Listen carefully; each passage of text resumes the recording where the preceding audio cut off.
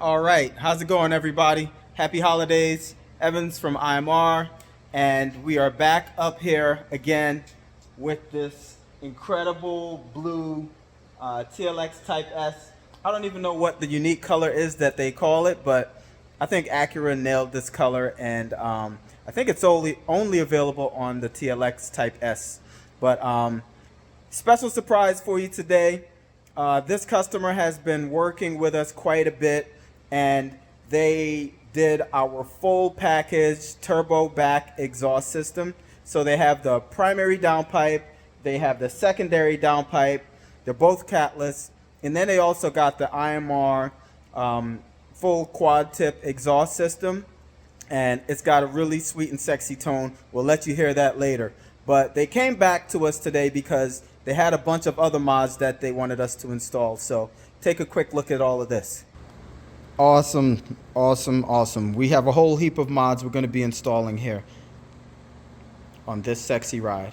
Let's get a close-up of what each of these are, and we'll talk about what we're going to do or what these products do. So that's the Phalonic spacer made by P2R.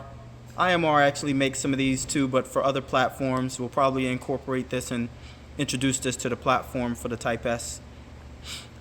These basically help prevent heat from transferring from the engine block to the intake manifold, which is also metal.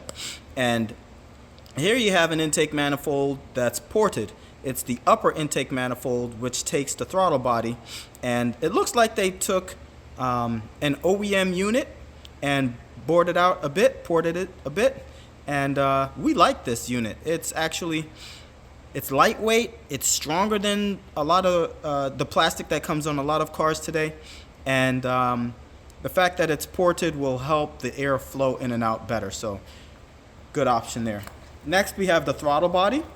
It's bored out. Again, this will help with airflow. These bolt right up just like the other OEM one that came on the car, and it's a good replacement unit. The other installs that we've done have no issues and they've worked well.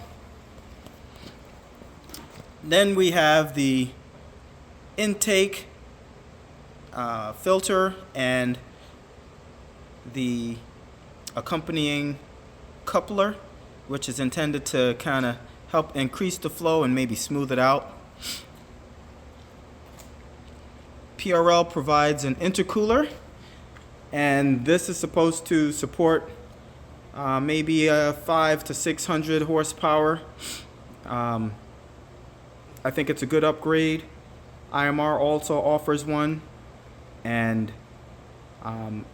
we aren't mass producing them yet for shipment worldwide. We're only installing them locally to our customers.